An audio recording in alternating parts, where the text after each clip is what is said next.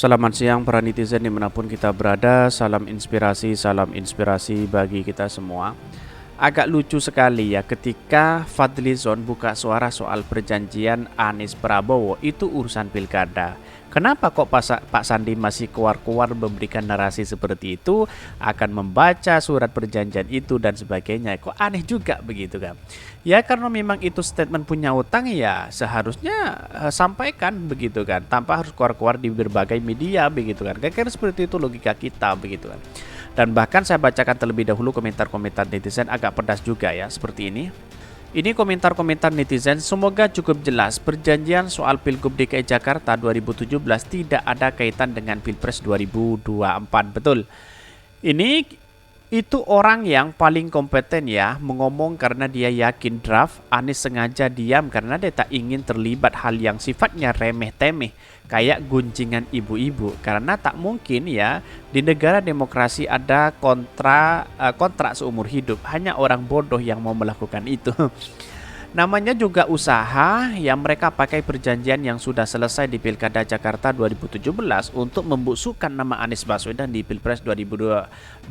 Betul sekali begitu. Narasi-narasi itu sangat luar biasa begitu kan. Semoga bisa draft capres ini ya ribut-ribut soal perjanjian antara AB yang PS dan B dengan PS. Dengan SU ini mirip dengan kasus ijazah palsu. Kami punya dokumennya tapi nggak berani menampilkan buktinya di publik ya. Apa susahnya buat Fadlizon mengupload isi perjanjian, katanya cuma 7 poin. Kan Pak Fadlizon sudah mengatakan ini terkait dengan pilkada, bukan terkait dengan utang piutang. Sedangkan Pak Sandi ngotot sekali ini ada kaitannya dengan utang piutang, disuruh tanya ke Pak Fadlizon.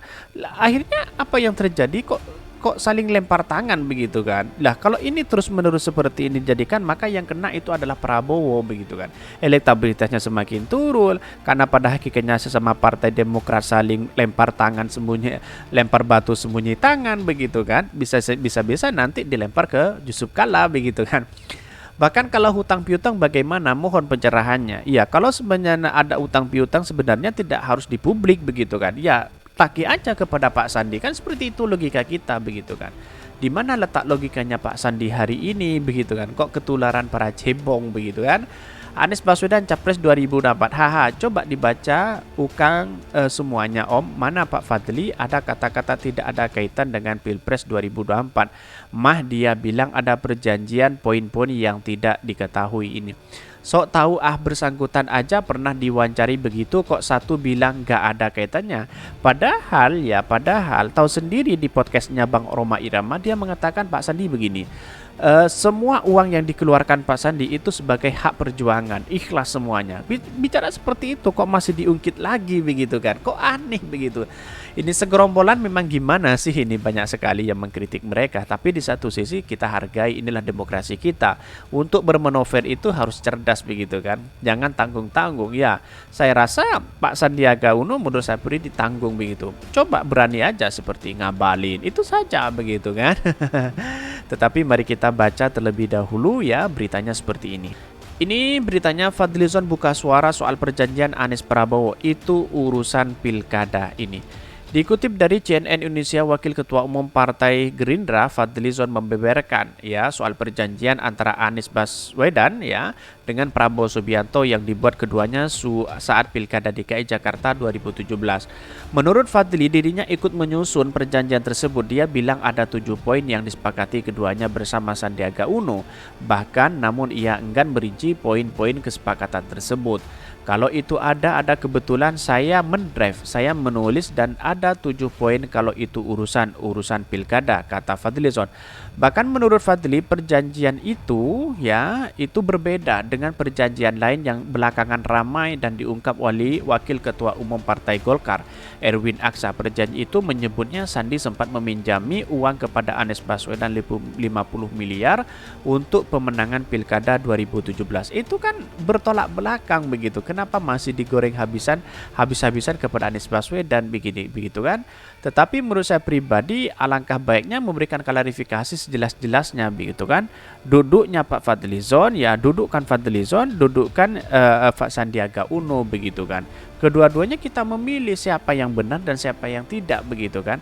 Padahal Sudirman Said mengatakan bahwa itu bukan utang piutang tetapi janji politik waktu itu begitu terkait dengan pilkada begitu kan. Jadi artinya apa? Artinya selama ini kalau ini berspekulasi seperti itu Pak Sandi ya wallahu a'lam begitu kan. Jangan-jangan bermanuver seperti itu begitu. Bahkan rekam jejak Pak Sandiaga Uno sangat baik. Kenapa kok dicideri dengan hal seperti ini begitu kan?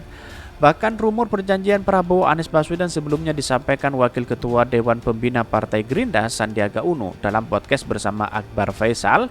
Sandi menyebutkan perjanjian antara dirinya Prabowo dan Anies dibuat sebelum Pilpres 2019.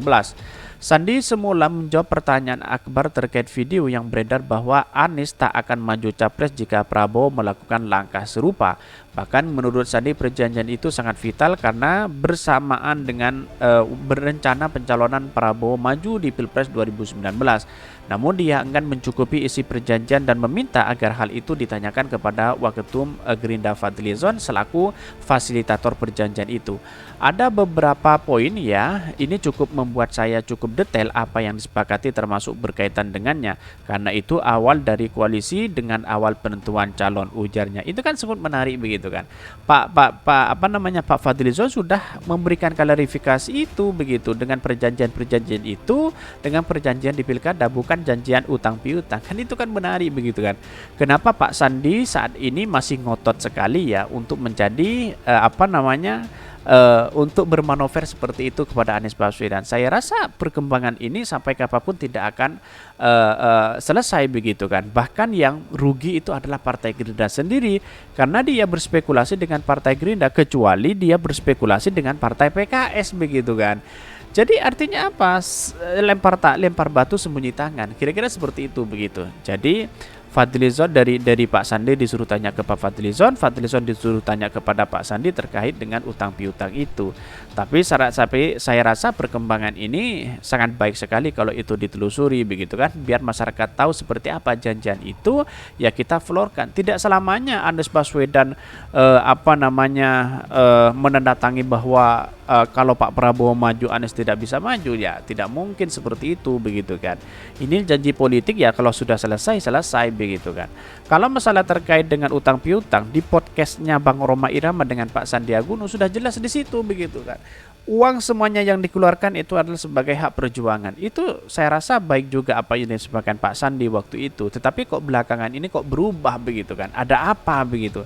Ini yang menjadi catatan penting kepada kita, demokrasi kita ke depan siapapun untuk mencalonkan diri ya tidak perlulah ada perjanjian seperti itu kecuali memang perjanjian politik begitu kan. Kalau soal utang piutang dan sebagainya begitu kan, ya pada hakikatnya di sini tahu bahwa siapa yang sebenarnya yang punya uang waktu itu 2017 yaitu tentu Pak Sandi begitu kan. Tapi kalau menurut saya pribadi apa yang disampaikan oleh CNN ini seolah-olah Pak Fadlizon sudah benar di posisi itu begitu kan. Tetapi di satu sisi kenapa kok Pak Sandi masih keluar seolah-olah menagih janji itu begitu kan. Ini apalagi si Erwin begitu kan. Kok masih membuka seluas-luasnya seperti itu, muncul spekulasi. Tetapi Anies Baswedan tidak menanggapi hal-hal receh seperti itu begitu kan. Karena pada hakikatnya lebih baik ya diam aja karena toh walaupun berkata apapun ya mungkin orang tidak akan bisa percaya. Karena apa? Karena di satu sisi karena pasti digoreng habis-habisan kalau itu ditanggapi secara betul begitu. Kira-kira seperti itu begitu. Mungkin itu yang kami sampaikan. Tonton terus channel Hodari Podcast Rakyat ini karena ada berita-berita menarik dan viral setiap harinya. Salam para netizen, salam inspirasi bagi kita semua. Jangan lupa di subscribe channel YouTube Hodari Podcast Rakyat ini.